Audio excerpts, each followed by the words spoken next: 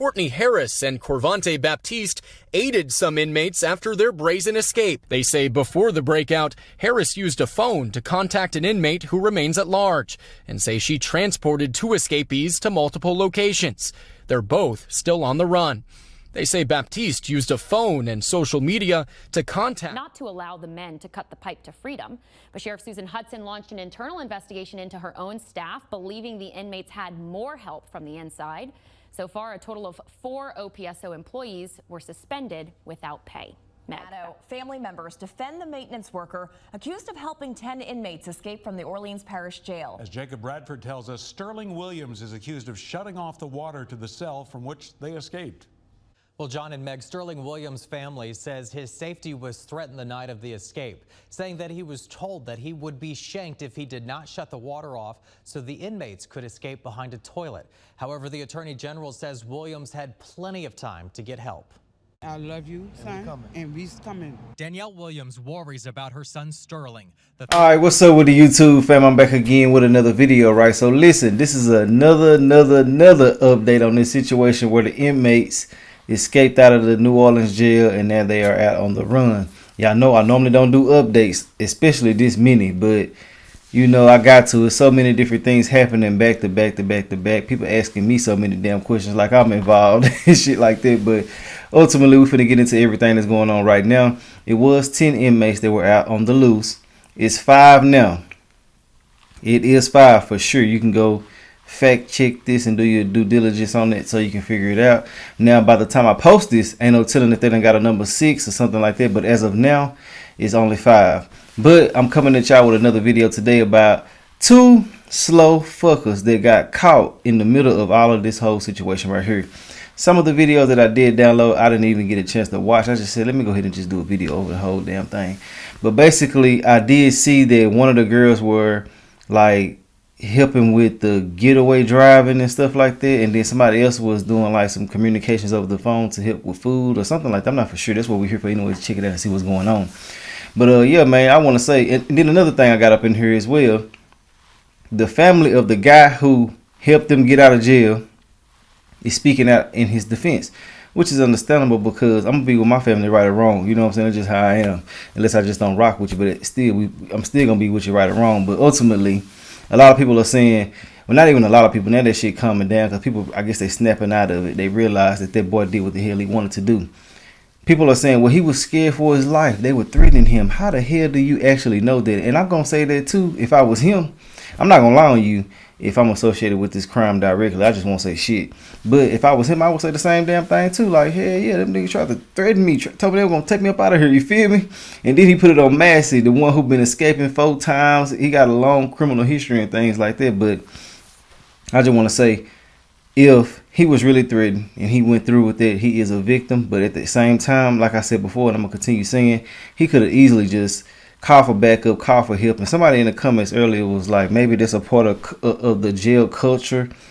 Man, talking about to go ahead and just go through with it because they'll still do something to you and shit like that. Bro, them people ain't got that much power how you thinking.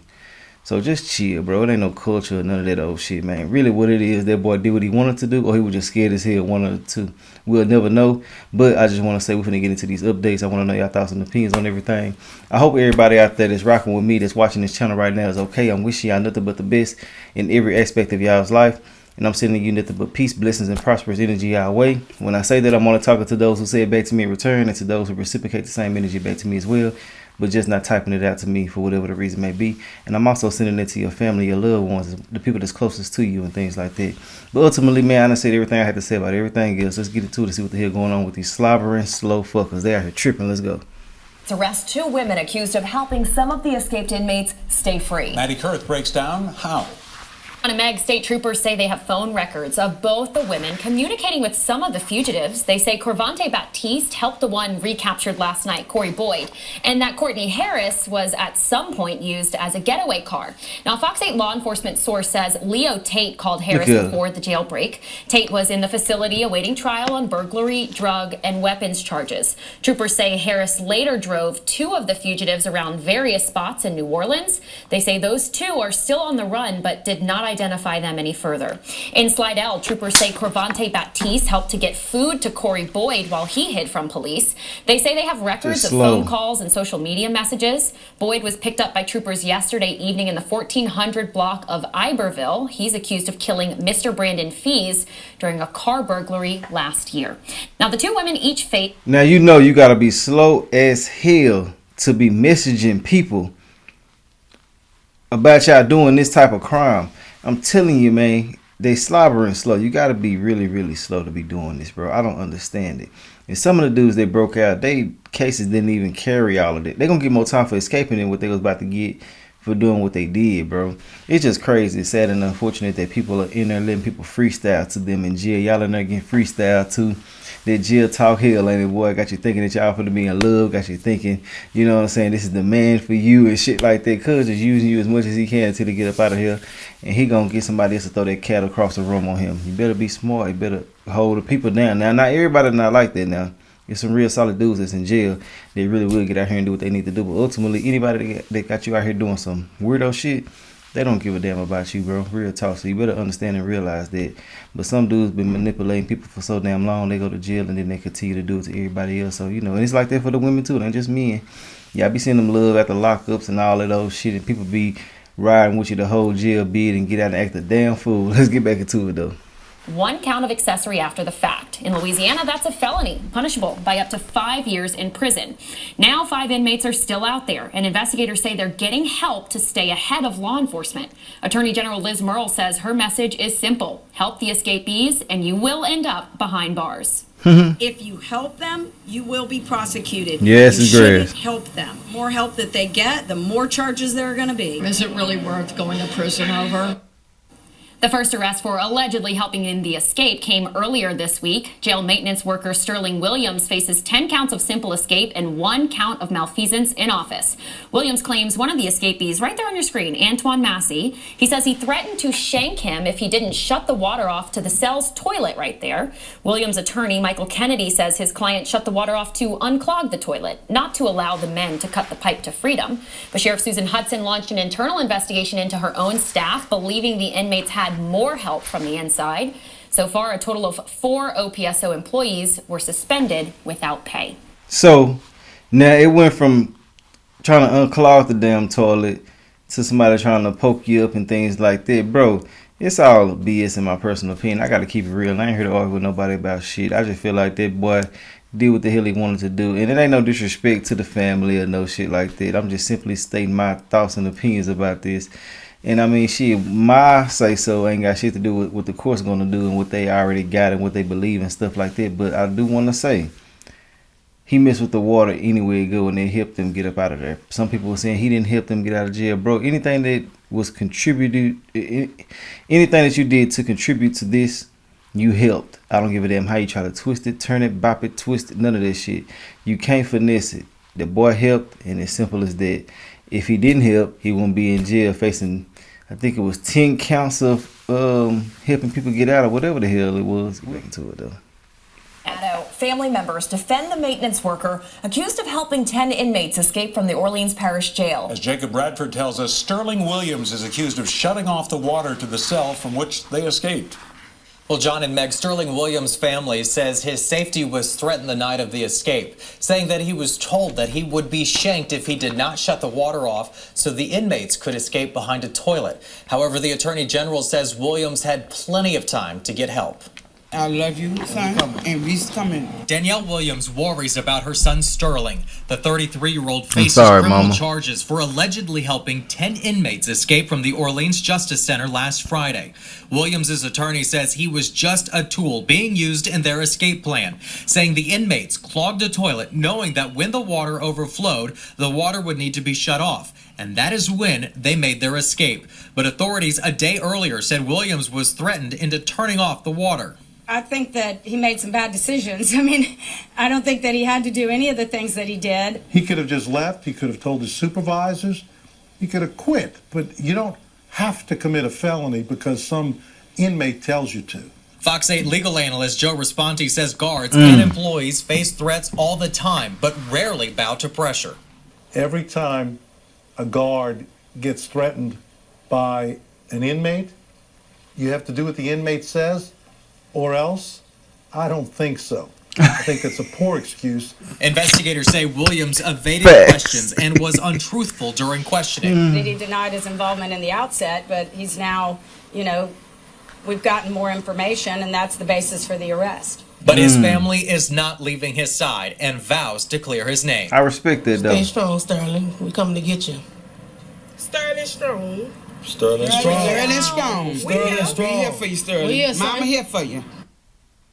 Now, Williams was arrested on Monday and booked on 10 counts of principal to simple escape and 1 count of malfeasance in office. Williams' bond is set at $1.1 million. That's $100,000 for each count that's against him. If he were to make bond, he would be ordered to wear an ankle monitor and only be allowed to leave for medical appointments and court.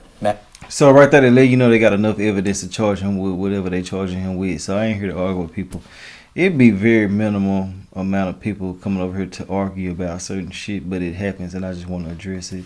And then, you know, it's like sometimes people don't even be thinking like, well, you know, he probably was paranoid and shit. Yeah, that's true enough, and a lot of people don't be involved with street activities, and certain things will make them act a certain way.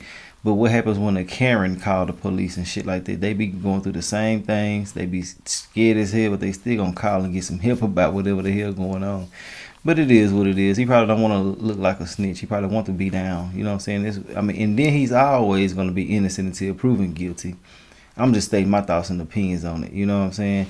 But ultimately, I want to know y'all thoughts and opinions on it. Do you feel like that he was a willing participant, or he was peer pressured into doing something like this, where he is the authority and can call more authority figures to help him, you know, eliminate these threats, quote unquote? Let's get into it. Tonight, 2 new arrests connected to the urgent manhunt for New Orleans fugitives. State police say Courtney Harris and Corvante Baptiste aided some inmates after their brazen escape. They say before the breakout, Harris used a phone to contact an inmate who remains at large, and say she transported 2 escapees to multiple locations. They're both still on the run. They say Baptiste used a phone and social media to contact and deliver food to an inmate who has since been captured. Both are now facing felony charges of their own. The level of fear is high, as it should be. Everyone needs to be on high alert. New video shows 3 of the men wandering around a New Orleans alley shortly after their escape. 5 fugitives are still on the run, including a convicted killer. At this very moment, they're comparing all faces. The search, aided by more than 200 facial recognition cameras across New Orleans. At Project NOLA, this nonprofit's command center scans the city's hotspots. The French Quarter here, Canal Street in front of the cathedral, automatically alerting certain authorities when a face matches a mugshot. As soon as we received the data from the Orleans Parish Sheriff's Office, it only took us about 3 or 4 minutes to do the data entry, and literally we hit enter and ding ding ding, we start getting the first alerts. There were 2 escapees in the French Quarter. He says Project NOLA's cameras helped authorities capture one of the escaped inmates. Has it ever made a mistake? For the last 2 years, we've been 99% accurate, regardless of skin complexion and lighting conditions. Some civil rights groups scrutinizing the technology. The New Orleans Police Department even opting out of the program's auto alert system. But Project NOLA says it's perfectly legal. State and federal law enforcement continuing to utilize it, scanning for these 5 faces as the manhunt continues. Ryan Chandler, NBC News. WWL Louisiana just obtained this new surveillance video from the Orleans Parish DA's office showing some of the escaped inmates from the Orleans Justice Center walking in the CBD. Take a look at your screen there. They just it shows chilling. the inmates walking in an alley near Barone Street just after 2 a.m. This is on Friday. That's about an hour after the jailbreak happened. Now that is just the latest in a day full of new information on that jailbreak. Thanks for joining us. I'm Sharice Gibson. And I'm Katie Moore. We have multiple new developments on the investigation into the prison escape. Like 5 escapees remain on the run tonight. And we're now finding out that 2 people have been arrested for helping some of them after that jailbreak. And we're diving into the history of one of those many escapees who reportedly has experience breaking out of jail. And the Orleans Parish DA and Louisiana Attorney General toured the Orleans Justice Center as they tried to identify what led to this escape. But first, we go live to our Whitney. We gonna tear this up, boy. They're gonna make a goddamn saga about this. Whitney was captured last night. Yeah, she has details on the 2 alleged accomplices who police say helped him. Whitney, what'd you find out? What you find out, Whitney? Put me down. Yeah, Corey Boyd was taken into custody here near this corner of Iberville and Treme. He is now the 5th person recaptured in this ongoing manhunt. But tonight, the focus, as you both mentioned, is on 2 people accused of helping him and others stay hidden. 32-year-old Courtney Harris of New Orleans and 38-year-old Corvante Baptiste of Slidell are now behind bars themselves. State police say both played key roles in helping the escapees after they broke out of the Orleans Justice Center on Friday. Now, investigators say Harris was in contact with at least one inmate who's still on the run, and she allegedly drove 2 escapees to several spots around New Orleans. Baptiste is accused of helping Corey Boyd directly, communicating with him on social media, and even delivering him food while he hid out inside of this neighborhood. Now, both Harris and Baptiste are charged with being accessories after the fact. That's a felony under Louisiana law, and if convicted, they can face up to 5 years in prison each. And tonight, law enforcement is again warning the public that helping a fugitive is a serious crime, and they will hold anyone who is doing that accountable. I will tell you both that here in this neighborhood, I have seen police doing some patrols, if that sheds any light on just how serious this manhunt is. For now, in New Orleans, Whitney Miller, WWL, Louisiana. All right, Whitney, thanks so much. And law enforcement is playing a possibly dangerous game of cat and mouse with a man all too familiar with breaking the rules. Antoine Massey, he's one of the 5 inmates still on the run after escaping the Orleans Parish Justice Center. And as Eleanor Tabone explains, this is not the first time he's escaped. This is 4th time. That boy been cutting up out here. Just after lunch, 6 inmates escaped from the city's juvenile jail called the Youth Study Center. Before the Juvenile Justice Intervention Center became what it is today, it was the Youth Study Center. In 2007, Antoine Massey escaped from here. According to our partners at NOLA.com, police found Antoine Massey on the Interstate 10 service road in eastern New Orleans. At the time, Massey was being held on armed robbery and aggravated assault charges. The bottom line is that every child that's detained in that facility poses a great and grave risk to public safety, and that's the reason they're detained there. NOLA.com reported at the time the juveniles took advantage of a broken lock to get into a room that contained metal shackles, then used the heavy objects to break a window and escape. Fast forward to 2019. He escaped from Morehouse Detention Center, just outside of Monroe. He was caught the same day, but in Texas. I believe that Antoine Massey probably wasn't handled properly. Then in 2023, Massey did it again. In November of 2023, Antoine Massey was ordered into our ankle monitor program, and he was placed on ankle monitor, and 2 very short hours later, he cut his ankle monitor off. Matt Dennis with Assured Supervision Accountability Program, or ASAP, an electronic monitoring company, says Massey was a red flag from the start. The truth is, Antoine Massey didn't just escape my ankle monitor. We received him after escaping an ankle monitor. We were warned. He says Massey's history of escapes should have been a warning that he must be taken seriously. If you're going to run a brick and mortar jail with 4 walls, I'm not sure that the first floor is where you should keep very dangerous people or people that know how to escape. I don't think that you should keep them on a tier or in a pod where there's no live deputies walking around. According to documents WWL Louisiana got this week, investigators say 33-year-old Sterling Williams, a jail maintenance worker, is facing charges after he confessed to helping the 10 inmates escape. The documents say he acted under orders from escaped inmate Antoine Massey, who allegedly threatened to shank him if he refused. Antoine Massey doesn't belong on an ankle monitor. Antoine Massey doesn't belong on the first floor of an unsupervised pod. Eleanor Tabone, WWL Louisiana. And we reached out to several agencies to determine where Massey was placed on an ankle monitor before the 2023 incident, and we're still waiting to hear back. In the meantime, state and local leaders are looking for answers inside the walls of the Orleans Justice Center. Yeah, Amelia Strahan was there as the DA and the Attorney General toured the facility today. So, Amelia, were they looking for anything specific? Do we get any new information from them? So Katie and Charisse, District Attorney Jason Williams says that getting your eyes on a crime scene is the first step towards serving justice. And that's exactly what this was today. So as they walked through the halls here at Orleans Justice Center, they were looking for anything, any evidence that might lead them to how this happened and who is to blame for it. It's multiple people for sure. Security failures leading to a historic jailbreak in Orleans Parish are slowly unfolding. I saw the locks issues, I saw the hinges issue, I saw what they were talking about with the sliding doors. There's still probably 160 of them, of doors that in some form need to be fixed. For the first time since the breakout, city and state officials laid eyes on the crime scene. I wanted to see exactly where they were able to scale the wall, what door they went out of, how it was secured. I wanted to see the back portion of that toilet area. To preserve the investigation, District Attorney Jason Williams wouldn't speak to the vulnerabilities inside the walls of the jail. And how exactly 10 prisoners managed to escape Orleans Parish Justice Center is still unclear.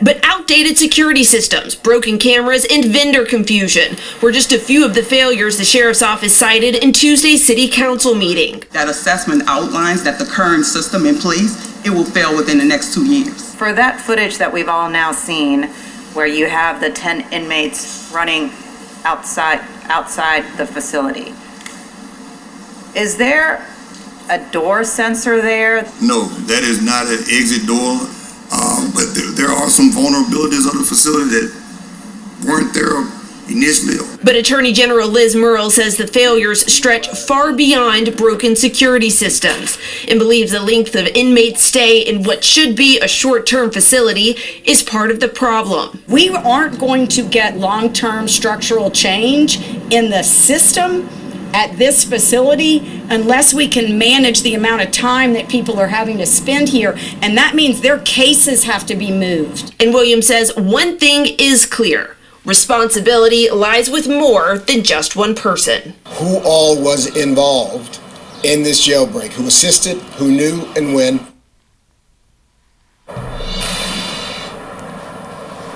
And Williams says it will take time to find answers to those questions. Reporting live from Orleans Justice Center, Amelia Listen to that, man. You know, I do feel like that they will get caught. It's just inevitable. Unless they done cross some borders and made some shit happen.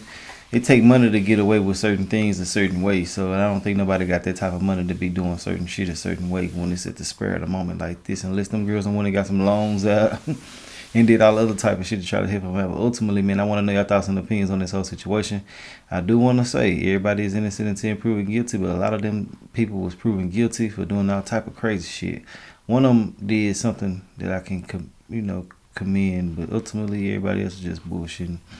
Some people got drug charges, like I told y'all before. If they ain't out here selling that Reggie out here tearing people up and shit, I don't give a damn what you said, or something very, very hard. But ultimately, man, I done said everything about everything. Let me know your thoughts and opinions. We're going to talk about this in the comment section. All right.